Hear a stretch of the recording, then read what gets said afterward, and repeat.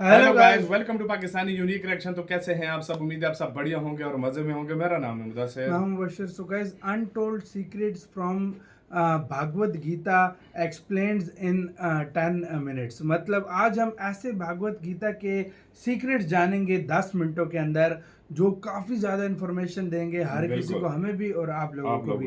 तो बिना किसी देरी के देखते हैं ओरिजिनल वीडियो का लिंक मिल जाएगा आप लोगों को डिस्क्रिप्शन में। पहले वीडियो देखते हैं, बाकी बातें करेंगे आखिर पे। तो start. Now I am become death, the destroyer of worlds. तो ओपनहाइमर था ना?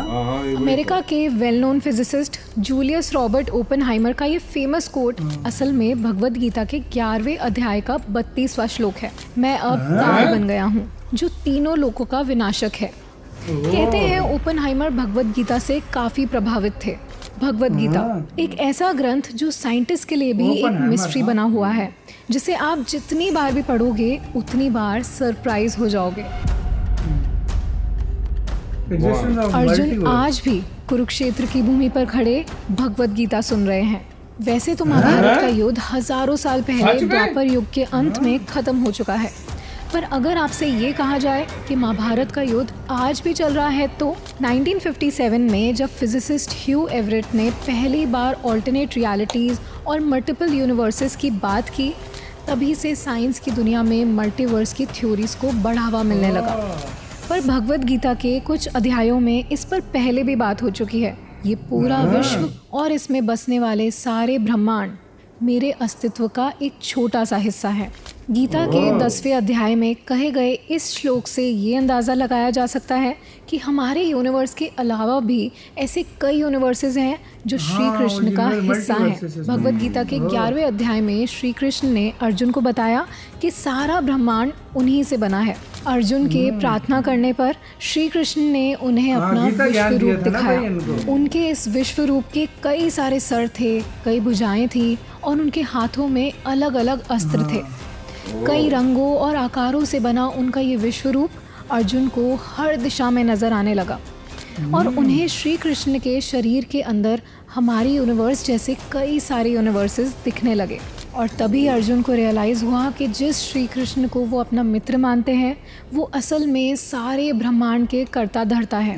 पर अगर सारे यूनिवर्सेस श्री कृष्ण से बने हैं, तो सब अलग अलग समय में क्यों चल रहे हैं? भगवद गीता के 8वें अध्याय के अनुसार हमारे यूनिवर्स की टाइम साइकिल ब्रह्मा जी के हिसाब से चलती है। भगवत पुराण में ये कहा गया है कि हर यूनिवर्स में एक अलग ब्रह्मलोक है और वहाँ एक अलग ब्रह्मा जी हैं जो अपने यूनिवर्स की टाइम साइकिल को मेंटेन करते हैं, और ये सभी टाइम साइकिल्स एक दूसरे से अलग हैं। अगर आप भगवत पुराण में मेंशन मल्टीवर्स के बारे में और जानना चाहते हैं तो हमारी ये वीडियो देख सकते हैं। वेदों के अनुसार ब्रह्मांड या यूनिवर्स के क्रिएटर ब्रह्मा जी को माना जाता है, पर ब्रह्म संहिता के अनुसार ब्रह्मा जी से ऊपर भी एक सुप्रीम एनर्जी है जो हैं श्री कृष्ण, जिन्हें द अल्टीमेट क्रिएटर माना जाता है।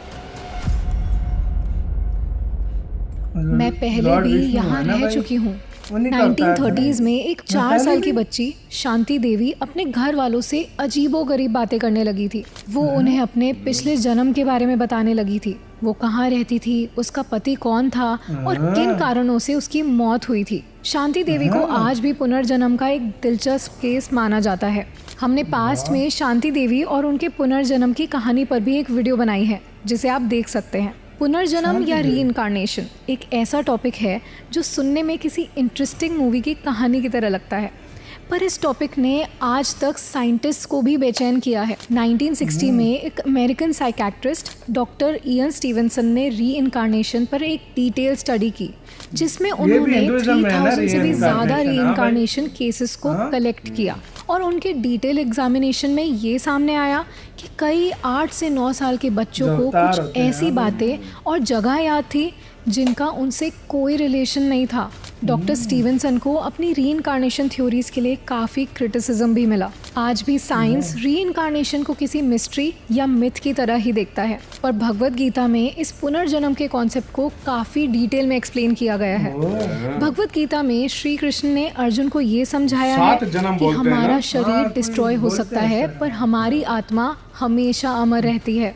गीता के 8वें अध्याय के 6ठे श्लोक के अनुसार जो बातें इंसान को उसकी मृत्यु के वक्त याद होती हैं, वो उसकी आत्मा का एक हिस्सा बन जाती हैं और वही बातें वो दूसरे शरीर में जाने के बाद भी याद कर पाता है। इन्हें पॉपुलरली पास्ट लाइफ मेमोरीज कहते हैं, जिनके सोर्स पे आज भी आर्ग्यूमेंट्स और डिबेट्स हो रहे हैं। भगवद गीता कहती है कि मृत्यु और पुनर्जन्म एक ऐसी नेवर एंडिंग साइकिल है जिससे आत्मा बार बार गुजरती है।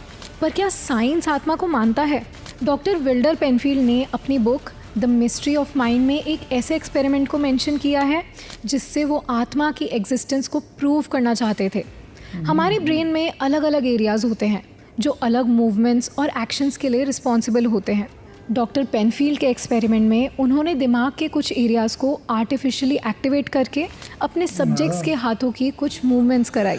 उन्होंने ये सवाल उठाया कि अगर आर्टिफिशियली एक्टिवेट करने पर ब्रेन इंसान से ये मूवमेंट्स करवा रहा है तो नॉर्मल लाइफ में ब्रेन को सिग्नल कौन देता है। वो इस नतीजे पर पहुँचे कि अगर ब्रेन एक कंप्यूटर है तो उसे कोई चीज़ प्रोग्राम कर रही है और वो है हमारा सोल या आत्मा। भगवद गीता में ये क्लियर किया गया है कि पुनर्जन्म मृत्यु के बाद का एक ऐसा सच है जिससे इंसान मोक्ष पाने के बाद ही छुटकारा पा सकता है। मोक्ष या लिबरेशन एक ऐसी स्टेट है जिसमें आत्मा जन्म, मृत्यु और पुनर्जन्म की साइकिल से आज़ाद हो जाती है। भगवद गीता के 7वें और 15वें अध्याय में एक ऐसे यूनिवर्स का जिक्र किया गया है जहाँ ना ही सूरज और ना ही चांद की रोशनी है। वहाँ जो भी रोशनी है वो परमात्मा के तेजस्वी रूप से है। यहाँ श्री कृष्ण के परमात्मा रूप वास करते हैं और यहाँ सिर्फ उन लोगों की आत्मा जाती है जिन्होंने खुद इस दुनिया से अलग होकर मोक्ष हासिल किया है। भगवद गीता का ये हिस्सा ना ही सिर्फ आत्मा के बारे में बात करता है बल्कि यहाँ फिर से एक अलग यूनिवर्स के एग्जिस्टेंस की बात की गई है। हमारी दुनिया सच में एग्जिस्ट ही नहीं करती। जिस आकाश से हम घिरे हुए हैं वो आकाश नहीं बल्कि हमारे फ़ोन की स्क्रीन की तरह एक कांच है और हम एक सिमुलेशन यानी नकली दुनिया के कैरेक्टर्स हैं जिन्हें कोई कंट्रोल कर रहा है। 2003 में फिलोसोफर निक बॉस्ट्रॉम ने ये सिमुलेशन थ्योरी प्रपोज की थी जिसके मुताबिक हमें कोई future society of aliens control कर रही है और हमारी ये दुनिया हकीकत नहीं बल्कि एक इल्यूजन है। बट सरप्राइजिंगली इस इल्यूजन की बात कई सेंचुरीज पहले हमारे वेदों में हो चुकी है जहाँ इसे माया कहा जाता है। माया एक छलावा, कुछ ऐसा जो असल में एग्जिस्ट ही नहीं करता। जैसे किसी सिमुलेशन गेम में हम अपनी मर्जी से हमारा वर्ल्ड डिज़ाइन कर सकते हैं और उसे डिलीट भी कर सकते हैं, कुछ इसी तरह भगवद गीता के अध्याय 9 के अनुसार श्री कृष्ण ने हमारे इस मटेरियल वर्ल्ड को और इसमें जी रहे सारे जीवों को बनाया है और वो ही इस दुनिया को डिस्ट्रॉय भी कर सकते हैं। तो जिस सिमुलेशन थ्योरी को साइंटिस्ट समझने की कोशिश कर रहे हैं वो शायद श्री कृष्ण ने भगवद गीता में ऑलरेडी एक्सप्लेन कर दी थी। फ़र्क सिर्फ इतना है कि जहाँ कुछ लोगों को लगता है कि हमें एलियंस कंट्रोल कर रहे हैं, वहीं भगवद गीता कहती है कि हम एक ऐसे यूनिवर्स का हिस्सा हैं जो परमात्मा या सुप्रीम गॉड के कंट्रोल में है, जो श्री कृष्ण का ही एक रूप है। भगवद गीता में योग और मेडिटेशन के महत्व को बार बार बताया गया है। पर क्या आप जानते हैं कि मेडिटेशन की ताकत से दुनिया में हो रहे क्राइम को भी ख़त्म किया जा सकता है? साल 1993 अमेरिका के वॉशिंगटन डीसी का एक छोटा सा शहर जुर्म और बुराई से पीड़ित था। जहां एक तरफ शहर की पुलिस क्राइम्स को कम करने की कोशिश में लगी थी, वहीं कुछ साइंटिस्ट ने यहां एक एक्सपेरिमेंट करने का सोचा, the transcendental meditation and TM Siddhi program. इस एक्सपेरिमेंट में उस छोटे टाउन के 4000 लोगों ने पार्ट लिया और इनसे 6 हफ्तों तक मेडिटेशन करवाया गया। इसके रिजल्ट्स हैरान कर देने वाले थे। 6 हफ्तों के अंदर उस जगह का क्राइम रेट 23% कम हो गया। भगवद गीता भी हमें यही सिखाती है। भगवद गीता के अध्याय 6 में कृष्ण भगवान ने बताया है कि जब आप ध्यान करते हो तब आप अपनी सारी बुरी भावनाएं जैसे दुख, क्रोध, अहंकार को मात देकर अपने ट्रू सेल्फ को पहचान सकते हो। जिस पावर ऑफ मेडिटेशन का इम्पोर्टेंस साइंटिस्ट 20th सेंचुरी में सिखा रहे थे, उसे हमारे ग्रंथों ने कई हजार साल पहले ही बता दिया था।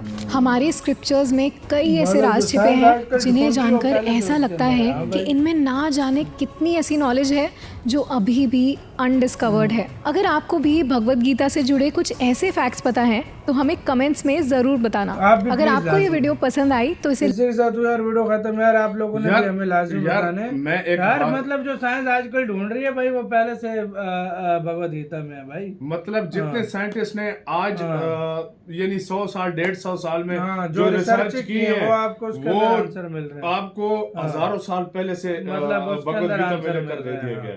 और कहते हैं कि आज भी मतलब ओपनहाइमर ने भी हाँ, मतलब बोला था वो भाई है हाँ, वर्ड, लेकिन हाँ। वो भगवत गीता से हाँ, मुतासिर बहुत था। ज्यादा मुतासिर था, इम्प्रेस था। हाँ यार मतलब नेक्स्ट लेवल मतलब इस यार तरह की ये चीजें हम ऐसी खुद फर्स्ट टाइम सुनी है हमने। और वाकई यार में, देखा यार जाए हमने तो खुद सुनी है पहली शॉकिंग दफा। थी यार, बहुत शॉकिंग थी Scientist यार जितने भी मल्टीवर्स लगे, के बारे हाँ। में और वो सारा कुछ आज से पता नहीं कितने साल concept पहले अभी आजकल है, अभी आजकल और है, हजारों हाँ, सालों से हजारों इसके सालों अंदर से पहले उधर इसका हाँ। लिखा हुआ है चेक करो भाई, चेक करो। और सबको बताया गया किस और तरह कहा का जा रहा है कि कहीं पर अभी भी वो अर्जुन जो है वो सुन रहे हैं। और वो कहते हैं ना आत्मा हाँ। वो क्यों इंडिया में कहा जाता है कि पूर्ण सात जन्म, जन्म सात पूर्ण जन्म जन्म होते हैं, सात जन्मों जन्म का वो सात मतलब उसमें फेरे जो तकसीम लेते हैं, होता रहता है। सात हाँ। फेरे लेते हैं, हाँ, तो सात मतलब फेरे हाँ, तो रहते ये हैं। वो सीन ये है। वो लगता है ये वो हाँ। सात फेरे वाला ये सीन है। तो आपका कैसे इसके ऊपर क्या कहना है अपने कमेंट सेक्शन में बताएं। बहुत ज्यादा ख्याल रखना तो यार।